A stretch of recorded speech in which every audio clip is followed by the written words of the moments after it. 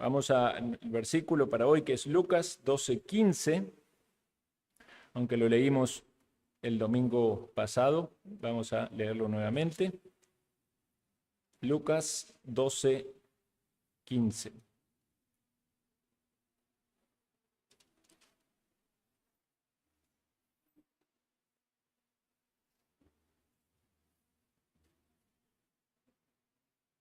Dice así la palabra del Señor. Y les dijo: mirad, guardaos de toda avaricia, porque la vida del hombre no consiste en la abundancia de los bienes que posee. Oremos una vez más. Amado Señor, queremos suplicar que por medio del estudio y meditación de tu palabra y las reflexiones apropiadas de acuerdo a tu santa doctrina, pueda guiarnos en camino de sabiduría para la gloria y la honra de tu nombre. Ayúdanos, Señor, ayúdame a mí a exponer con claridad a mis hermanos, que todos podamos tener disposición de atender y poner en práctica tu palabra, que tú nos edifiques, cualquiera sea nuestra situación, podamos estar preparados para también bendecir a otros con el conocimiento de tu palabra. Pedimos en el nombre de Cristo Jesús. Amén. En el sermón pasado que comenzamos esta serie, hablamos que era un tema muy importante. Mencionamos varios pasajes que la Biblia nos habla acerca de los bienes materiales, de la administración, de los recursos. Yo espero que todos podamos estar motivados o motivarnos con este tema. Es un tema sumamente práctico. Todos nosotros tenemos bienes o recursos de los cuales debemos actuar con mayordomía y circunstancias que a veces puede haber pasado en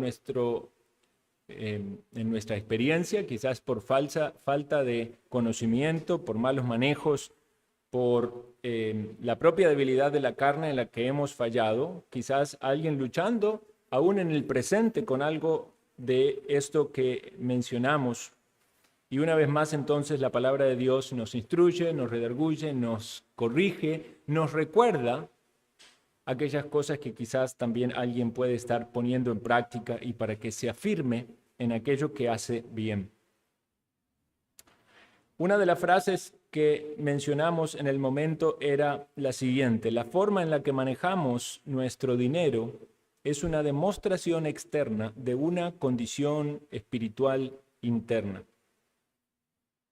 Y dice Andrés Panasiuk en su libro: mis finanzas me delatan. La forma en la que gastamos el dinero está ligada a la forma en la que tomamos decisiones en la vida. Y esto está ligado a nuestra escala de valores, y nuestra escala de valores está ligado a nuestro carácter.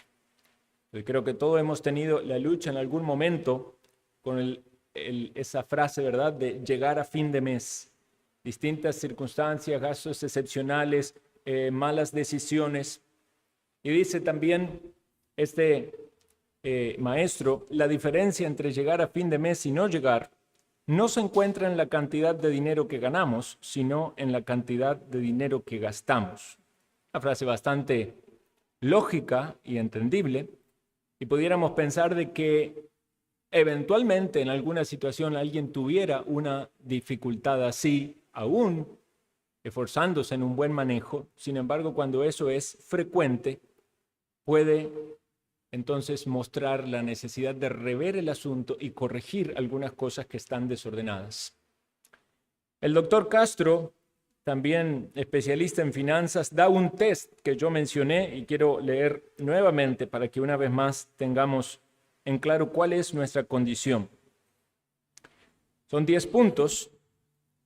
Si es su problema, entonces usted sume un punto por cada uno de ellos. El primero es: no llegas a fin de mes o tienes que pedir prestado para cubrir los gastos de ese mes. Número 2, discutes con tu cónyuge por motivos de dinero o gastos. Número 3, hay personas o compañías a los cuales le debes y estás en impago. Número 4, tienes preocupación de que te quiten las cosas que has obtenido. Número 5, no puedes dar, regalar o compartir con otros. Número 6, consideras a las personas o las evalúas en base a su condición económica. Número 7, no puedes hacer ahorros ni para urgencias o para gustos. Número 8, no puedes dar ofrenda. Número 9, compras cosas o te das gustos de cosas que sabes que no deberías comprar.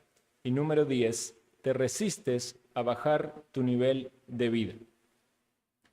Entonces, si cada uno se evalúa en esos puntos y dice, este sí lo tengo, este sí lo tengo, este sí lo tengo, a medida que más puntos sumamos, más grave es nuestra situación financiera. Por eso el primer principio que se planteó en la introducción es el principio de la renuncia. ¿Cómo nos vemos a nosotros mismos? ¿Nos vemos como dueños de las posesiones o como administradores? En términos absolutos, podemos decir que somos dueños de aquellas cosas que tenemos. Si usted compra una casa, figura en el registro que esa casa es suya. Usted tiene un carro, figura que ese carro es suyo. Sin embargo, muchas veces si nos vemos como dueños, se nos dificulta tomar decisiones.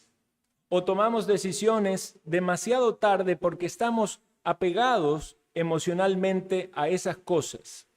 En cambio, un administrador se separa emocionalmente de esas cosas y sabe que debe administrarlo y tomar las decisiones que sean apropiadas, aún fríamente, cuando sea necesario, quizás desprenderse de alguna de ellas. Entonces, ¿cuál es la reflexión? Que separarse emocionalmente de las cosas materiales es necesario. El apego a las cosas materiales muchas veces no nos va a dejar actuar sabiamente. Por eso hablamos también de un versículo donde el Señor Jesús confronta a sus discípulos a una necesidad de renuncia. Y obviamente sabemos que las implicaciones del Evangelio van mucho más allá de las cosas materiales. Pero las cosas materiales son una de ellas. De hecho, aquellos cuyo corazón está metido en las cosas materiales de este mundo, claramente el Señor lo explicó con esa parábola de la situación del rico, ¿verdad? Del joven rico que fue a hablar con él, de que no podía ser su discípulo. Tenía que ir y hacer una cosa que le faltaba, que era vender todo lo que tenía. Y obviamente no estamos hablando de salvación por obras, ni salvación por caridad, sino por arrepentimiento de aquel pecado que lo está dominando. Por eso dice, cuán difícil es que un rico entre en el reino de los cielos. No porque la salvación o la gracia de Dios no llegue aún a los ricos, sabemos que hubo muchos ricos que fueron salvos en la Escritura, sino más bien aquellos cuyo Dios son sus riquezas y entonces no se entregan al Señor. Lucas 14:33, así pues cualquiera de vosotros que no renuncia a todo lo que posee, no puede ser mi discípulo. Entonces, si nos vemos a nosotros mismos como mayordomos, si nos vemos como aquellos siervos a los cuales el Señor les confirió talentos para que los administren y para que los multipliquen, no para propio provecho, sino para los intereses de su Señor, entonces vamos a tener la actitud correcta. Aquel siervo que pensó que su función era devolver lo mismo que Dios le había dado, por eso fue y lo escondió, no agradó para nada a Dios. Pero aquellos que tomando lo que recibieron del Señor se esforzaron por multiplicarlo, procurando la gloria de su Señor, el rédito para su Señor, que tenga ganancia, esos fueron los buenos administradores que el Señor elogia. Y nuestra reflexión final fue si estamos entonces administrando bien nuestra vida. No solamente las posesiones materiales, sino multiplicando todos los dones que Dios nos ha dado.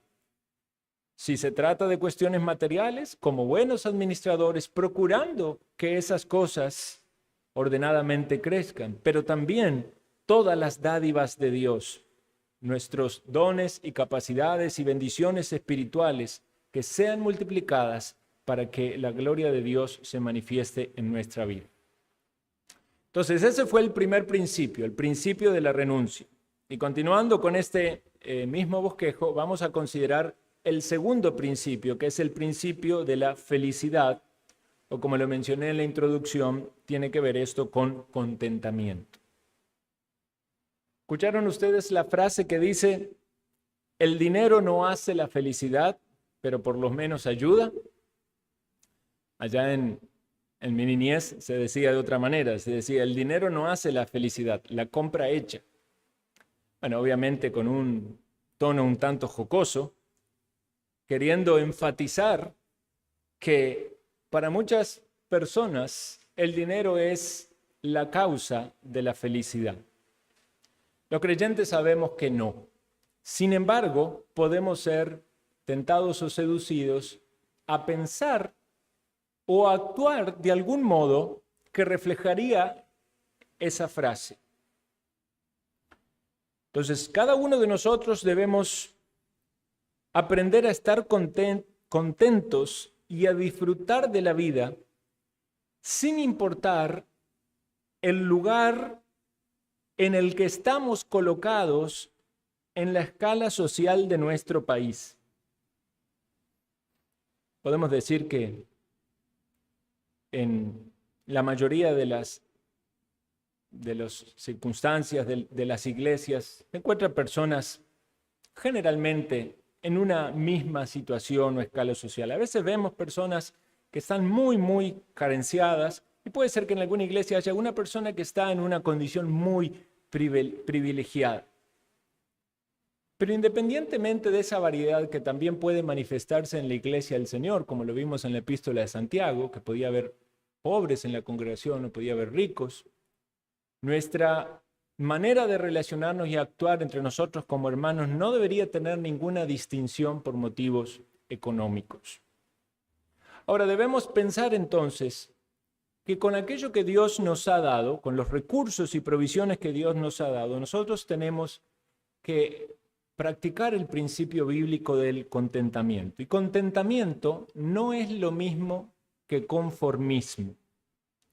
El conformismo puede estar ligado a cosas que son negativas, tales como la pereza, la falta de esfuerzo o la falta de disposición para superarse, para crecer, ¿verdad? Para prosperar. De algún modo se percibe eso en este siervo que escondió el talento y se conformó con devolver lo mismo que había recibido. Y evidentemente entonces esa no es la actitud correcta del discípulo, porque cuando hablamos de que como discípulos del Señor queremos la gloria del Señor en todas las áreas de nuestra vida, nuestro esfuerzo debe ser hacia la excelencia en cada una de ellas, aún en la mayordomía económica. Entonces queremos dirigirnos hacia la prosperidad, pero no solamente la prosperidad económica, sino la prosperidad en todas las áreas de nuestra vida. Y cuando hablamos de dirigirnos hacia la prosperidad económica, debemos entenderlo con mucho cuidado a la luz de todas estas falsedades que hoy se predican, ¿verdad?, con el evangelio de la prosperidad. Pero nuestra dirección es, y nuestro deseo es a querer prosperar. Una gran cantidad de los problemas que muchos tienen hoy con las deudas, deudas, tiene que ver en gran medida con que la sociedad pretende un nivel de vida superior al que tienen. Entonces no pueden con sus ingresos comprar todas esas cosas que desean y el único método por medio de ello es incurrir en deudas. Y no estoy hablando de que haya una ilegitimidad en las deudas completa, pero el problema es cuando se incurren en deudas que luego no se pueden costear. Y hay situaciones y situaciones, ¿verdad? Porque puede haber casos de gente que ha arriesgado en inversiones y ha tenido algún tipo de pérdida, ¿verdad? Y no necesariamente es esto que estamos apuntando. Pero pensemos en estas personas que quieren un nivel de vida superior y no tienen los recursos suficientes para proveer para eso. Ahora, ¿quién no quisiera un nivel de vida superior? ¿Quién no quisiera un salto social? ¿Quién no quisiera un carro más cómodo o una casa propia o renovar completamente los muebles y los electrodomésticos? Pero el punto está en qué implica ese salto y en qué situación eso nos coloca. Entonces, para muchos esta subida de nivel, este escalón más arriba, trae problemas económicos serios.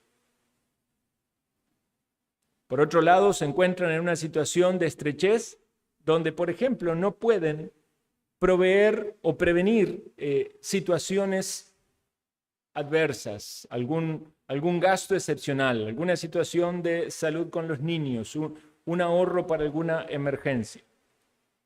Entonces debemos considerar qué es lo que está detrás de esas decisiones de endeudarse cuando la motivación es tener un nivel de vida mejor. Podemos pensar que esto es una de las causas, el querer satisfacer con bienes materiales nuestras necesidades emocionales o nuestro confort. Pero sin embargo, esa creencia de que los bienes materiales van a traernos paz realmente es equivocado. Hay muchas cosas que los bienes materiales no pueden darnos. No pueden darnos la alegría, no pueden darnos el amor, no pueden darnos la paz. Y si pensamos que de ahí va a venir, caímos en el engaño del materialismo. El dinero puede comprar una casa, pero no puede construir un hogar. El dinero puede pagar por educación, pero no puede adquirir sabiduría. El dinero puede facilitar los medios para un trasplante de corazón, pero no puede darnos amor. Contrariamente a las creencias populares, no es la pobreza lo que desintegra las familias. Muchas veces se piensa que las familias están desintegradas por la pobreza, pero cuando uno investiga la causa de muchos divorcios y separaciones, detrás de eso están los problemas económicos, malas decisiones financieras, deudas acumuladas, tensiones que llevan a la fricción en el hogar. En otras situaciones a veces hay muy pocos recursos, pero la pareja se esfuerza trabajando arduamente para salir de esa situación. Pero cuando se acumulan las deudas, se maneja el dinero incorrectamente, empiezan las tensiones, las acusaciones en el matrimonio, las ofensas, pueden ser los maltratos, y más de un caso usted seguramente ha oído que finalizan en una separación. Entonces, pensemos cuán importante es este tema y cómo debemos considerarlo para prevenir los problemas que pueden traer al hogar, al matrimonio, a los hijos, a la familia, incluso pudiera también afectar a la iglesia. Entonces, una vez más, ¿debemos buscar la prosperidad?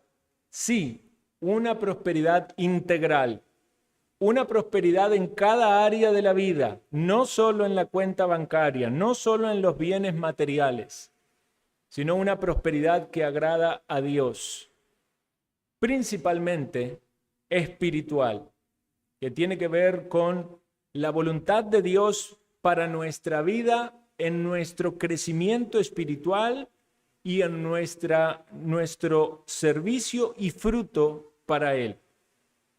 Consecuentemente, en la buena voluntad de Dios vendrá la prosperidad material si el Señor así lo quiere. Recuerdan que yo les decía que mucho se enfoca en el hacer para salir de los problemas en lugar de trabajar en el ser. Por eso hay tantos libros y videos que apuntan a pasos prácticos para resolver los problemas de las deudas, a soluciones rápidas para que usted tenga su situación financiera resuelta, para que usted tenga la libertad económica. Pero todo eso apunta al hacer, hacer algo para salir de tal problema o hacer algo para obtener tal objetivo. Pero la palabra de Dios quiere trabajar en nuestro ser. De hecho, la obra del Espíritu Santo es moldear nuestro ser conforme a la imagen del Señor Jesucristo. Pensemos que si perseguimos cosas materiales,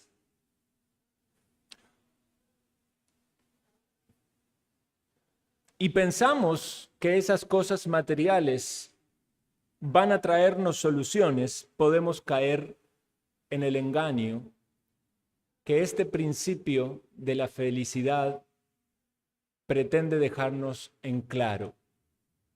¿Saben ustedes que se han hecho y se hacen anualmente encuestas acerca de los países más felices?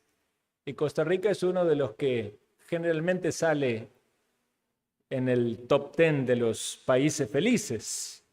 Algunos tendrán sus opiniones, si es que los ticos realmente son personas tranquilas y contentas. Pero me llamó la atención y me puse a buscar y encontré uno, el más reciente, no estaba Costa Rica en este índice, pero me llama la atención que entre los 10 países con un porcentaje más alto de expresiones de felicidad de parte de sus habitantes, se encontraban países como China, Brasil, México, Colombia, incluso muy por encima de otros países europeos o norteamericanos, cuyos bienes materiales y recursos y niveles de vida son muy superiores. Entonces, si la felicidad tuviera que ver con bienes materiales, aquellos países que tienen un mejor nivel de vida deberían reflejar que sus habitantes son los más satisfechos y felices. De hecho, en Estados Unidos se hizo esa encuesta hace mucho tiempo y refleja que 50 años atrás el porcentaje de la gente que se creía feliz era levemente mayor al de hoy en día. Pero cuando pensamos en los bienes materiales y en las posesiones, una familia promedio tiene hoy 3 veces más que las cosas que tenían hace 50 años.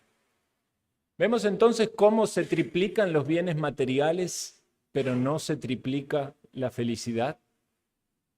La Escritura por eso nos dice, la vida del hombre no consiste en la abundancia de los bienes que posee. Y si nosotros estamos buscando los bienes materiales en el engaño de que nos van a dar la felicidad, vamos a tropezar y nos vamos a perder lo mejor de lo que el Señor quiere darnos. Nuestro sentido de la vida se halla en Cristo. Nuestro propósito en esta vida tiene que ver con la gloria de Dios. Y en el sentido práctico, esto tiene que ver con nuestra vida de piedad en cada una de las áreas que componen nuestro ser.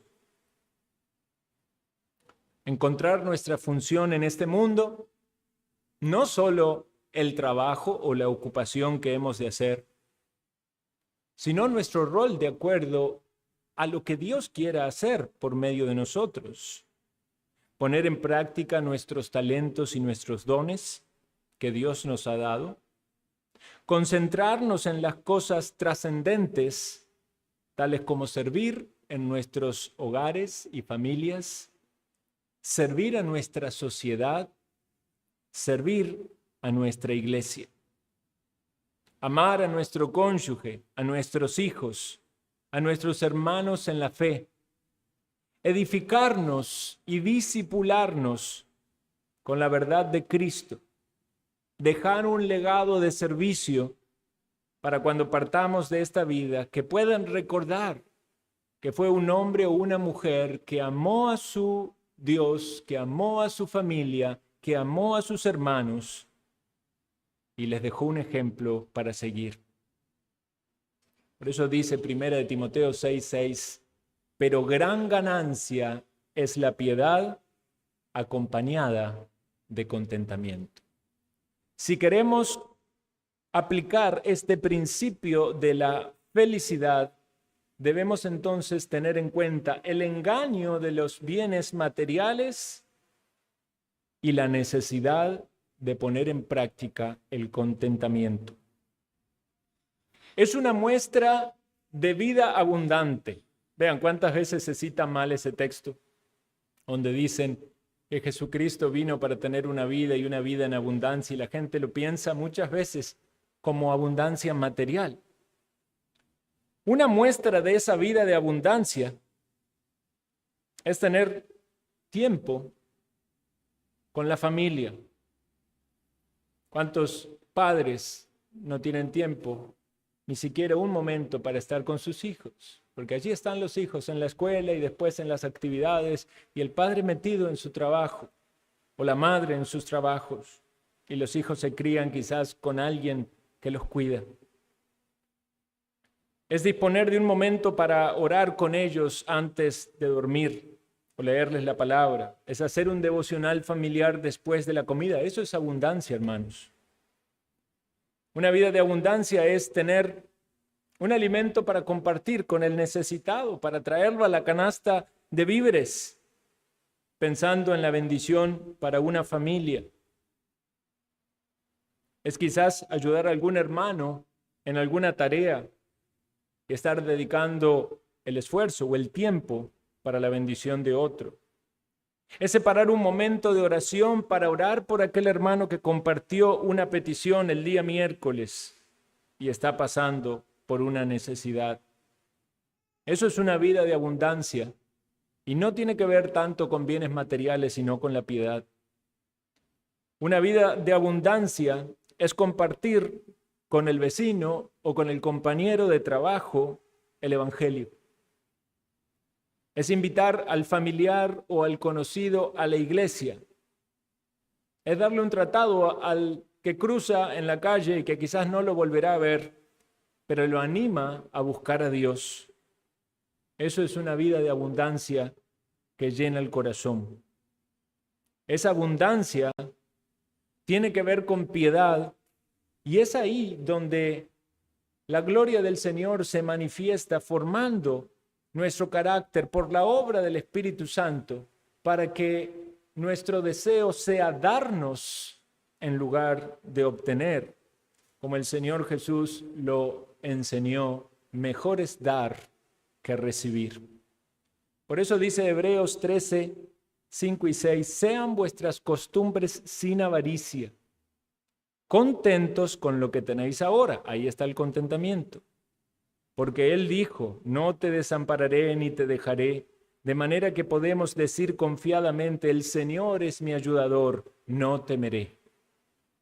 Veamos entonces el enfoque. El mundo busca en los bienes materiales la felicidad, pero como discípulos de Cristo tomamos la enseñanza de la palabra del contentamiento y buscamos la abundancia principalmente en la piedad. No nos resistimos a querer prosperar materialmente si el Señor a bien lo tiene, pero nunca sometiendo la búsqueda de piedad a los intereses materiales.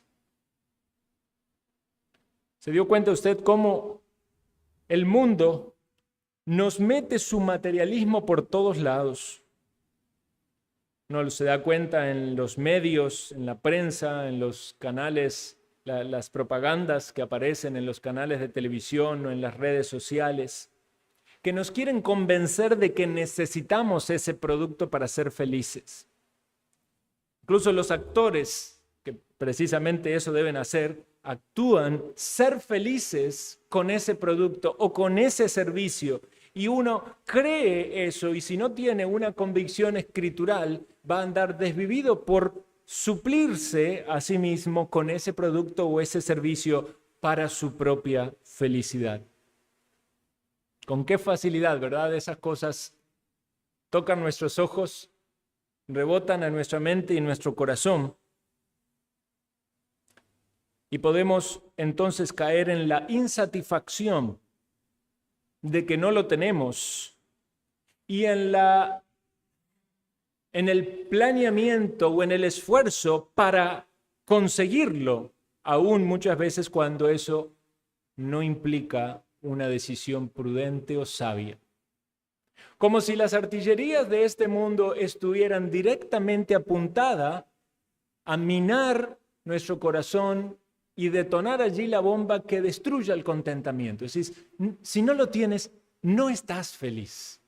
Y entonces es ahí cuando estamos insatisfechos y queremos buscar aquello que pensamos que nos hace feliz. Me hace acordar que mi hermano tiene una frase, siempre que va a un mall, ¿verdad? Y ve todos esos negocios, él no le gusta ir a esos negocios, él dice, aquí vengo para ver todo lo que no necesito, dice él.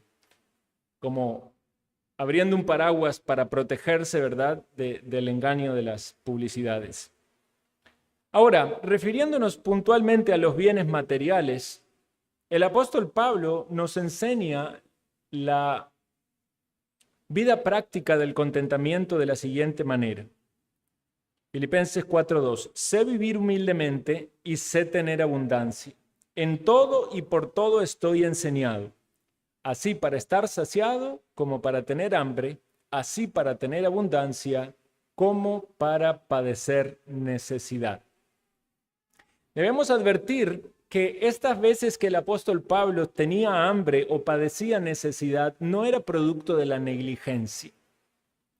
Y bien en claro lo deja que él como un obrero era digno de su salario y ciertamente las iglesias aportaban para su sustento, pero en muchas oportunidades no tenía lo suficiente y entonces él veía esa providencia de Dios en las circunstancias adversas como una manera de enseñarle. Es decir, él aprendía de esa necesidad. En todo y por todo estoy enseñado. Estoy enseñado por esta circunstancia que soberanamente está controlada. Sabemos que el apóstol Pablo tenía condiciones muy especiales para su llamado ministerial y al fin y al cabo, si él tenía que pasar por necesidades o privaciones, era él o era aquellos hombres que habían decidido seguirle. Sabremos que no es la misma situación hoy en día para alguien que decide servir al Señor con sus familias, en lo cual sería una irresponsabilidad meter a la familia en condiciones en las que el apóstol vivía o estaba. Pero él, como un hombre sin una familia que sostener y con obreros que estaban dispuestos incluso a dar su vida por causa del evangelio, podía entonces ponerse en situaciones adversas o de privaciones por causa de la fe. Pero el principio que está en el fondo de eso es perfectamente válido para todos nosotros. Nosotros con nuestras familias y con nuestras circunstancias particulares podemos, evidentemente, si estamos haciendo lo suficiente para proveer para nuestros hogares, pero aún así surgen necesidades, tener la confianza de que el Señor es nuestro ayudador, de que Él es nuestro proveedor, de que Él nos va a dar el pan cotidiano, de que podemos ir a Él en oración para decirle, Señor, esta es nuestra necesidad, esta es nuestra situación, pero también para aprender que aún en las privaciones o en las necesidades, Dios nos está dando todo lo suficiente conforme a su plan soberano. No podemos pensar entonces, bueno, pero si estoy en necesidad, Dios no está cumpliendo las promesas, entonces no voy a estar contento. No podemos condicionar nuestra obediencia a Dios en las circunstancias que enfrentamos. Aún en medio de la necesidad, el apóstol nos habla de su contentamiento. Entonces debemos hacernos esta pregunta. ¿Tenemos paz en nuestra situación o vida económica? Si no tenemos paz en el contexto económico que nos toca vivir, consideremos que quizás sea necesario tomar decisiones importantes, financieras, familiares o personales. Porque evidentemente el Señor quiere nuestra paz. El Señor quiere que podamos estar contentos, que el fruto del Espíritu esté en nuestra vida. Es necesario quizás ajustar nuestro nivel de vida. En vez de correr detrás de esas metas económicas como que nos van a dar la felicidad. Es necesario tomar decisión de poner el contentamiento como una meta principal y la piedad como la actividad principal relacionada al contentamiento. Debemos abrir nuestro corazón a la palabra de Dios. Si nuestra actitud es equivocada, entonces ver lo que la palabra de Dios nos dice, de modo tal de que las cosas materiales no nos seduzcan o podamos resistir esa tentación de querer satisfacernos con cosas materiales. Quizás podemos pensar que es triunfar sobre el capricho de querer comprarnos algo. Eso es tan solo un ejemplo pequeñito, ¿verdad? Cuando compramos algo por impulsividad o cuando nos metemos en una deuda que luego nos va a costar pagar. Es algo más profundo en realidad. Se trata de tener paz sabiendo que lo que Dios me da es lo suficiente, y si hay una necesidad y no tengo los recursos suficientes, puedo confiar y orar en Él y esperar en Él, entendiendo que la voluntad de Dios es buena, agradable y perfecta. Y van a venir tentaciones. Incluso la tentación quizás no sea querer tener algo que no lo puedo pagar. Incluso la tentación puede ser que Dios nos dé abundancia, pero entonces en medio de la abundancia, nuestro corazón quiera saciarse de esas cosas materiales. A veces pensamos que es una lucha no tener y querer, pero es una lucha también el que tiene, porque debe administrarlo para la gloria de Dios. Puede ser que alguien prospere en su negocio, que alguien tenga más recursos, que tenga un ascenso laboral.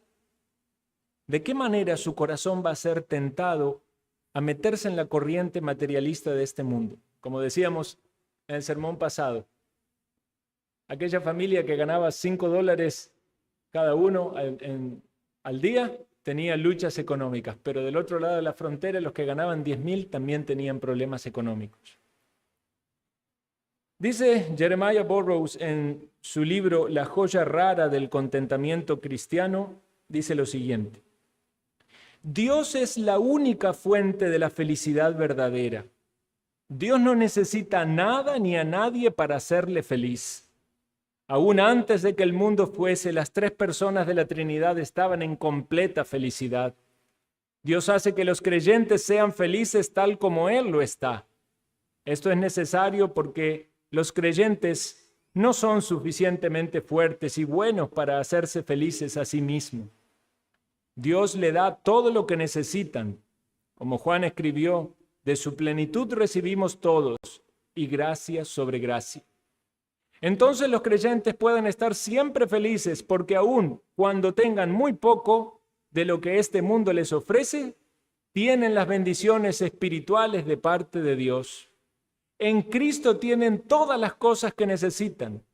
Esta felicidad cristiana es llamada a veces el contentamiento. ¿Recuerdan este texto? Nada hemos traído a este mundo y sin duda nada podremos sacar. Así que teniendo sustento y abrigo, estemos contentos.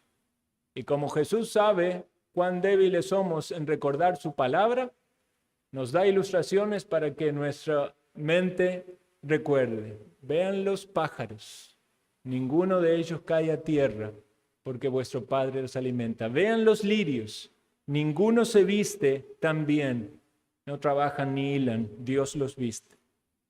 Entonces, hermanos, cuando hablamos de este principio de la felicidad, lo relacionamos al contentamiento, pensamos en nuestra responsabilidad en la piedad y debemos considerar una sumisa aceptación de la voluntad del Señor.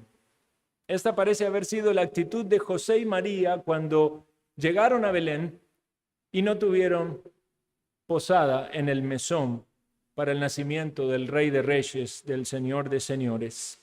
El Dios que gobierna los astros se había encarnado y estaba allí con ellos. Y si Él hubiera querido algo mejor para su nacimiento, lo había provisto. Y no era que estos padres eran negligentes. Seguramente hubieran deseado algo mejor que un pesebre. Pero así fue determinado en la providencia del Señor y ellos nada más pudieron hacer. Ninguna de las cosas que pasó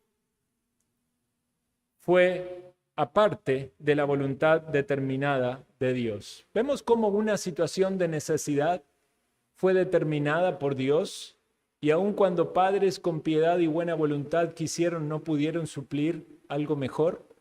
Pero no fue el pesebre planeado por el mismo Dios creador que utilizó esa historia para conmover los corazones en el mundo, recordándonos que Él, siendo rico, se hizo pobre para suplir para nuestra necesidad. Muchas veces no vamos a poder darle a nuestra familia todo lo que quisiéramos darle, pero debemos estar tranquilos y convencidos de que estamos dando todo lo que Dios quiere que le demos y que nos provee para ello. Debemos recordar también, hermanos, la importancia de la gratitud. A la luz de este principio de la felicidad, es estadísticamente comprobado que las personas más felices o contentas son también las más agradecidas. Y esto es una verdad sobre la voluntad de Dios revelada. Primera de Tesalonicenses 5:18 dice: dad gracias en todo, porque esta es la voluntad de Dios para con vosotros en Cristo Jesús. Alguien decía: ¿tiene luchas usted con el contentamiento? Agradezca más. Y va a ver cómo en el ejercicio de la gratitud sus pensamientos se ordenan para no desear aquello que no quiere darle, que Dios no quiere darle.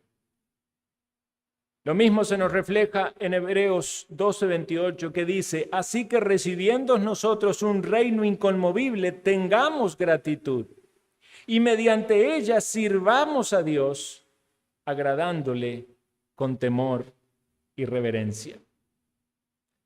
La felicidad verdadera tiene que ver con el proceso de santificación que Dios va realizando en nosotros. Porque sabe una cosa, hermano, si hay algo que realmente nos hace infelices a los creyentes, es el pecado que está en nosotros. Cuando estamos tropezando en el pecado, nuestra conciencia se mancha, nuestra comunión con Dios se afecta, nuestras relaciones con nuestros hermanos se perjudica. Pero cuando estamos siendo sensibles a la palabra de Dios, contristados en nuestro corazón por nuestras faltas, procediendo al arrepentimiento, apropiándonos de los medios de gracia para ser santificados, vemos esa obra del Espíritu de nosotros, nos separamos de esos deseos mundanales, vamos a apreciar más a Dios y las cosas de Dios. Nuestra escala de valores se va a ordenar y esas cosas materiales van a tener el lugar que deben, justo y apropiado.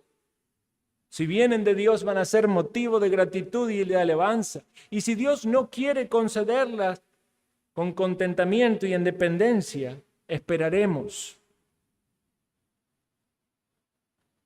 Practiquemos la gratitud. Recordemos que en todo momento estamos adorando al Señor.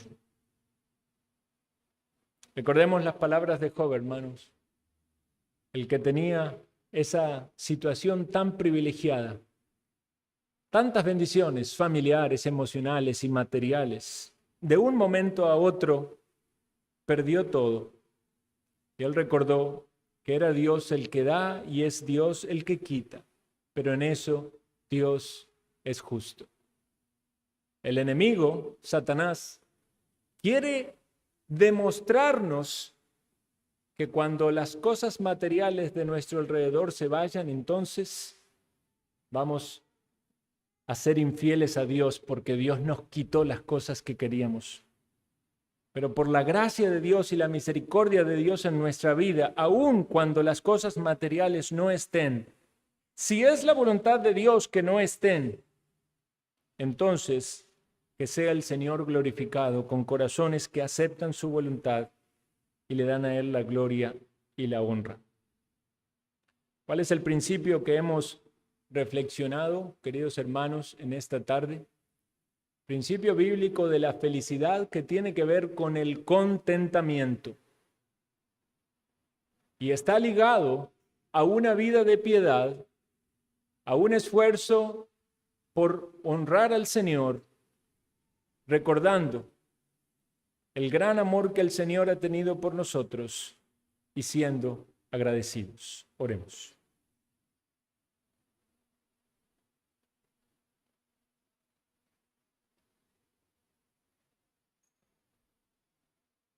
Agradecemos tus provisiones en nuestras vidas, materiales, emocionales, físicas, pero cuánto más, oh Dios, por lo que has hecho por nuestra alma, por nuestro espíritu, dándonos el perdón de nuestros pecados, cargando nuestro pecado en la cruz del Calvario, en Cristo Jesús, nuestro Señor y Salvador.